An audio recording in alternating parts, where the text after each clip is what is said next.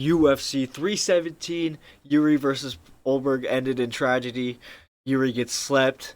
And card was a banger. Other than that, can't lie, I had a lot of my favorite fighters on this fight card lose, but this is my recap of the whole card. The fight card started off with "Say it again, Charles Radtke," and he did say it again. He said the F slur, "Let's go." Based guy in the welterweight division. Really boring fight. First round, it actually looks like Prado was gonna get him. Just his boxing and stand up just looked very powerful in the first couple minutes of the round, but Charles Radtke was able to get him down with a single leg, but then transition it to kind of like a knee pick.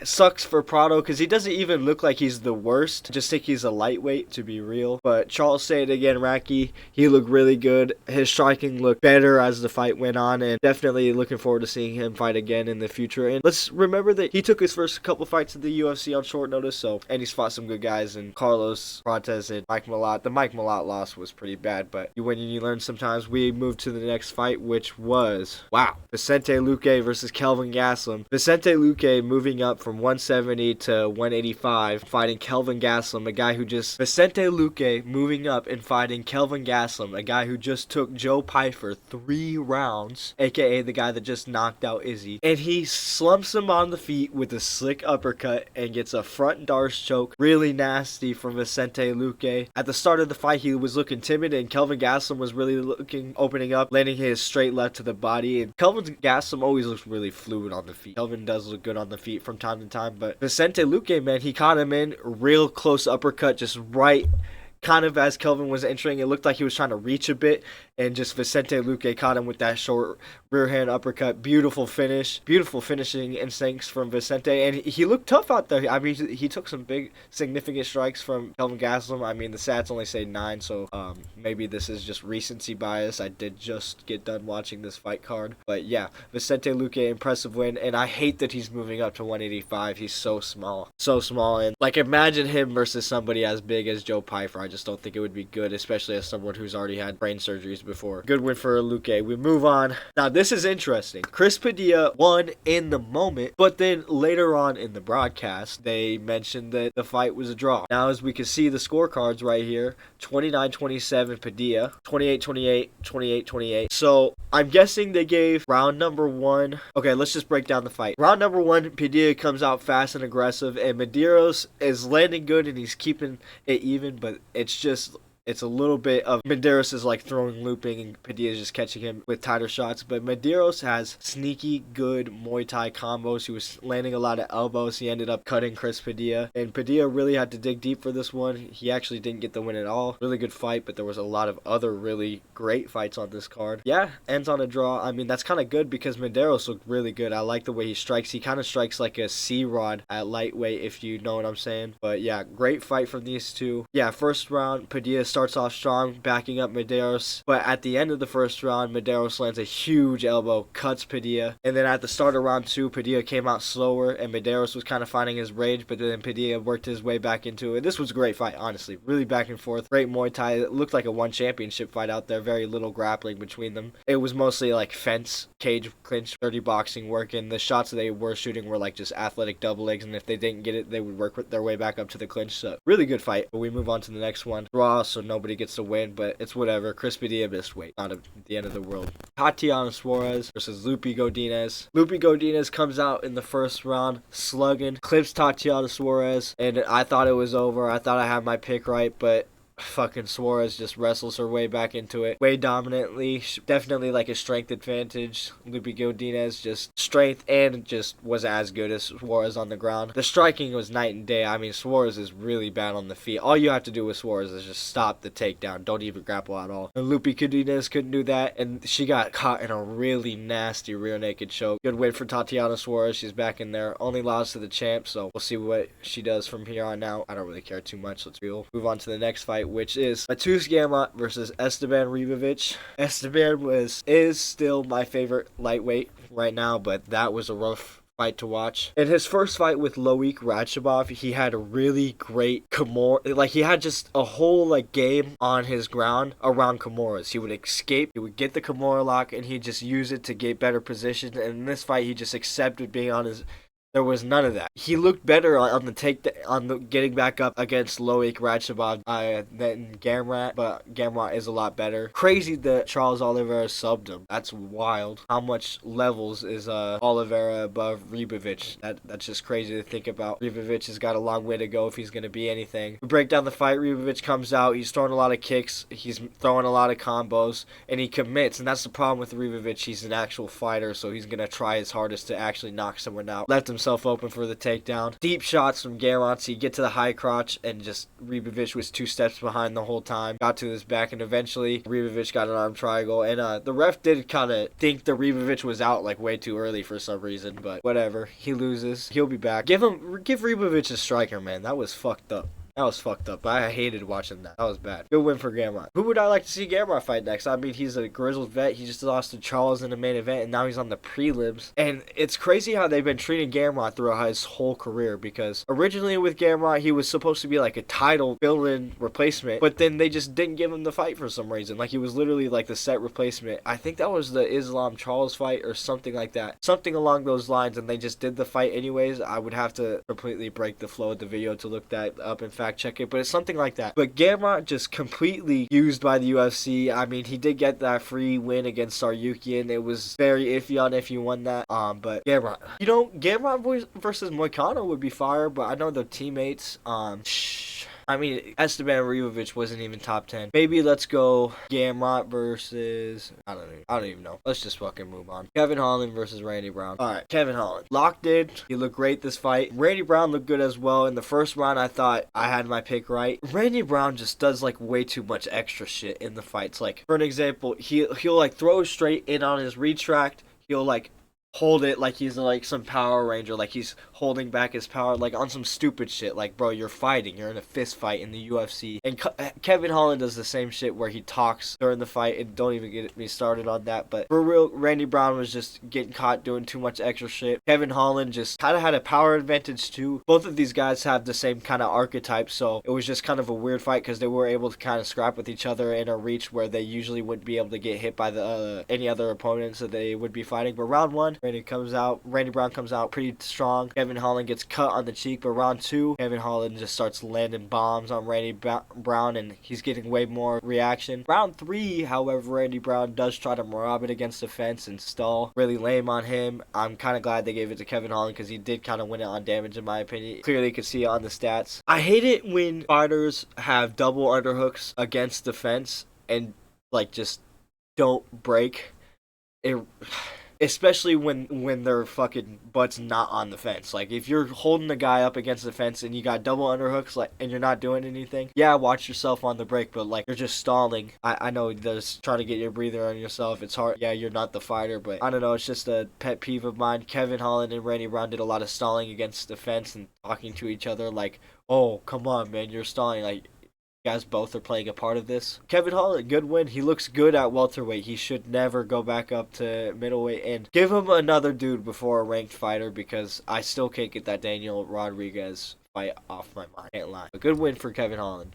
This one was bad. I had a really bad prediction on this one. Aaron Pico, round 1 start. Patricio Pitbull versus Aaron Pico, and Pitbull's got Aaron Pico's number. He's landed the 2 down the pipe, and it's landed big, and Pico looks hesitant, but Pico has a clear grappling advantage and just explosive athleticism. Pitbull should be a fucking... This is featherweight. Pitbull should be a flyweight. He looks like a flyweight out there. Real shit. I know he's wide, but yeah, for real, he's so much small. He's so much small. His height's listed at 5'6". He looks 5'2". He's the most 5'2", 5'6" man I've ever seen. Anyways, Pico starts having success with the grappling, and his confidence just starts building, and he just starts wailing huge extended combinations on Pitbull.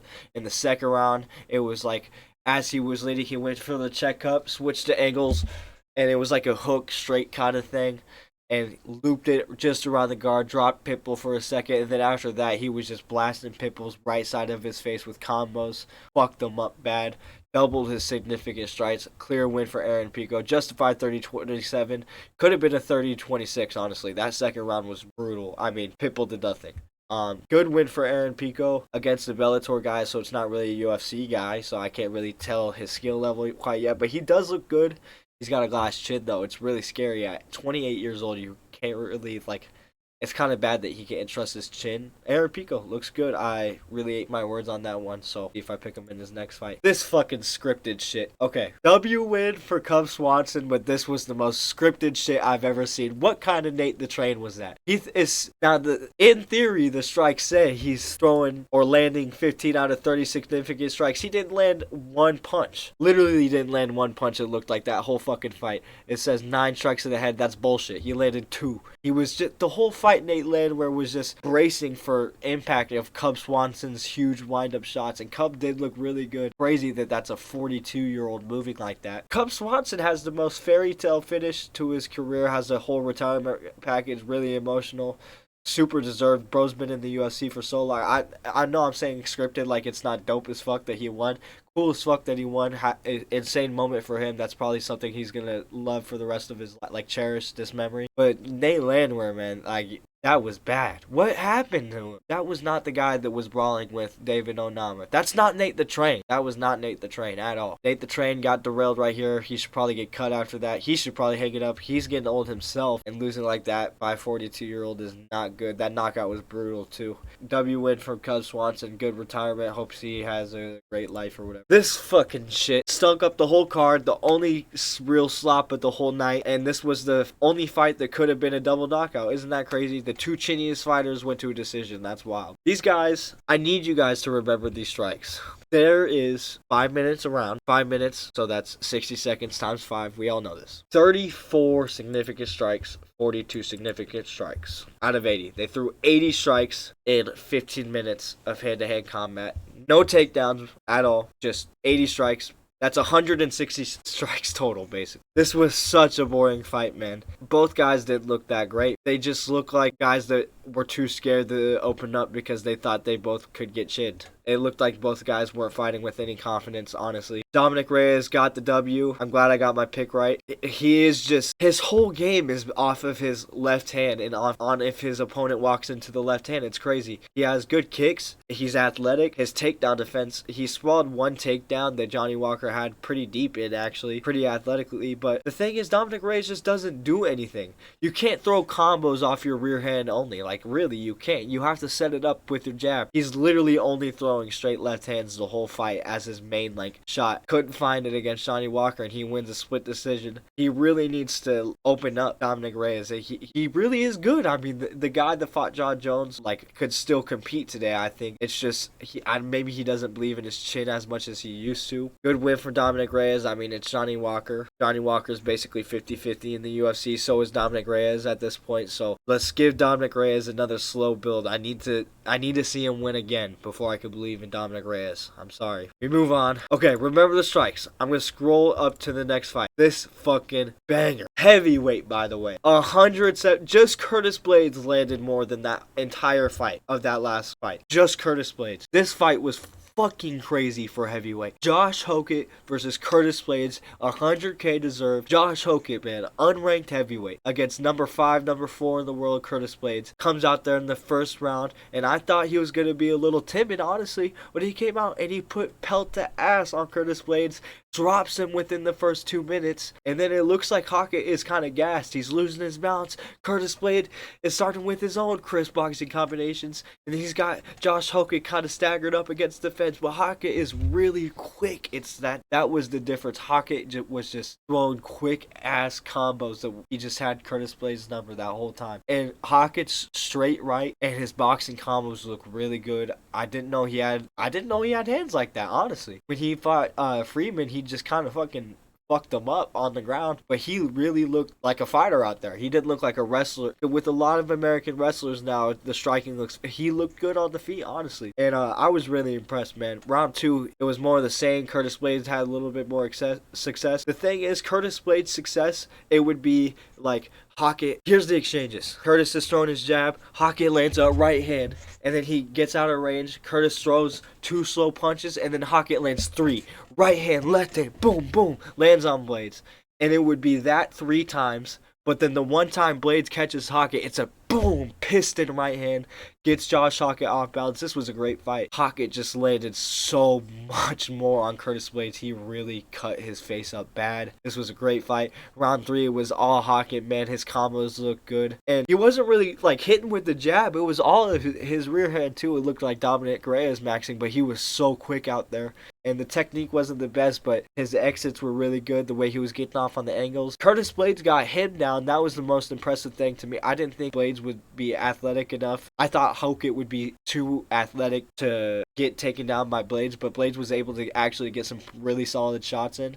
But eventually the shots and the takedown attempts from Blades, I thought, kind of like were detrimental because he was diving in on low single legs. And as a big boy, that's really hard to do when you're diving that low on shots. And then you have to get right back up and defend yourself on the feet. It was a great fight, man. This was awesome. This was probably the best, like, period heavyweight fight in the entire UFC. I know Mark Hunt versus Bigfoot was 5 rounds, but there was a lot of lay and pray in that fight. This was non-stop action. This was genuinely one of the best new era heavyweights fights I've ever seen. This was a great fight. And now we got a new heavyweight too in Gable Stevenson, even though he's low-key a pedophile. We move on to the next fight, which was the co-main event. Thank God I got some picks right. Paulo Costa, lighter man skill, looked fantastic against Azamat Murzakanov. Came out in the first round, and the first round was a little bit of slow pace. Costa was out there. Us. They were fainting at each other. And, you know, Azamat has that, like, pair build. It's weird. He kind of looks like Shamil Gaziev if you, like, took the corner and shrunk him down a bit. But in the first round, it was kind of a slow pace. Azamat was on that pressure, and he was kind of Kelvin Gastelum. He was kind of looking like Kelvin Gastelum, landing that straight left hand to the body, and it was really getting to Costa in moments in the first round. And he was really using that straight left, that 2 to the body, to send Costa to the defense and, like, try to get an angle on him. But Costa had really good footwork in this fight. But that almost fucked Costa too, because Costa was really tired at some points of the second round. But Costa was doing a good job circling against the fence against Azamat. He was having a hard time. The thing is, Azamat was finding the body a lot on Costa. He was just, this is weird. These body strike numbers seem low to me, honestly. I'm questioning that because I remember, and if so, they were, Costa's body should be a little bit more red because there was a lot of significant movements to the body, in my opinion, that I noticed. But when Murzakanov was throwing that straight to the body, oftentimes Costa would circle left into his power hands, and Murzakanov would throw that overhand, but Costa would just get right out of the way. And that was kind of Murzakanov's main attack. He believed in his power so much. And in the first round, Costa was just too quick, too technical for him. His kicks are so good, dude. Costa's body kicks are so powerful. He really, turns into them. I really liked the way Costa looked at 205. Round 2, Costa comes out just a little bit more labored, though, in round 2, so Murzakanov kind of had more moments. There was a moment in the second round where I actually think Murzakanov hurt him with that 2 to the body because Costa, like, allows himself to stay on the fence for a second, and he kind of stopped his, like, side-to-side motions. But in the third round, Costa just comes out there blasting crazy hard kicks, and you can't block kicks with one hand. Murzakanov eating kicks to the dome, and then he kind of, like, almost tried to do a hex block, but he only got one hit there, and it landed so clean. Like, it definitely hurt. It rocked him, broke his arm, whatever. Fucking Costa head kick KO. That was so fucking sick from Costa. When's the last time you see a Costa finish? He should have done that to Kopylov. Costa looks so good. I'm really happy with that performance from him. At 205, man, he's going to be, Murzakanov is number 6. You could give him, like, if Magomed wants a safe matchup, Magomed Ankalaev, like, what is he going to be? Or they might do him against Ulberg, but he's coming off a loss. Maybe they want to give Costa's a new face, and Magomed's kind of already been through everybody else in the division. You could give Costa Jan if you want to be safe, Jan Blachowicz, because what the hell is Jan up to these days? You could give them Bogdan Guskov if they're not looking that matchup. There's a lot of interesting things you could do with Costa at 205, or if he wants to move back down to middleweight, but he should take that lighter man skill up, in my opinion. He looked great in this fight. Just way better than Murzakanov, the number 6 guy. We move on to the main event. Autism failed in the main event. Jiri Prochazka gets knocked out. He's retarded. I'm retarded. I should have never picked him. Carlos Ulberg looks sensational on one leg, blew his whole shit out. Not really sensational, but damn, man. When it happened, I was saying not like this, because I didn't want Jiri to just have a bullshit win. I was kind of feeling bad for Ulberg, but then he was like doing the stand in the middle and trade shit. That literally was one of the craziest. That's such a crazy UFC moment, and we haven't had one of these UFC moments in so long, man. But fuck, that sucks as a Jiri Prochazka fan, because that sends Jiri back so many steps, and I don't know where he goes from here. Because Yuri's a guy where he has to believe in his chin. And Pereira was supposed to be the mythical beast that could be the only guy to really land on him or whatever. And Ulberg landed that check left hook and put Yuri out bad. I mean, he got put out 2 times because he got put out first time. Because you don't fall over your leg backwards without being unconscious. Let's be real. So he gets knocked out once, regains consciousness, tries to like roll over to his belly, gets hit with ground and pound, and gets knocked out again. That's fucking brutal, man. That's so bad. Sick win for Ulberg. Do you know how badass it is to get a check left hook knockout on one leg? Just boom, and it really wasn't even the best check left hook. Fuck, man, Jiri, that was bad. Carlos Ulberg threw it from the hip. He literally he threw it so wide. It's crazy. Some of these city kickboxing guys have so weirdly looping strikes that just work. Thai guys do it too sometimes, but Ulberg, man, fuck. Great card overall. I'm happy with it. That's like an 8 out of 10 card. It couldn't have gone better. This was probably I would say, up there for the cards of the year so far. Favorite fights are Padilla versus Medeiros in the Hokit fight. Yeah. Next week it's going to be Burns Malott, so stay tuned. I think I'm going to have predictions.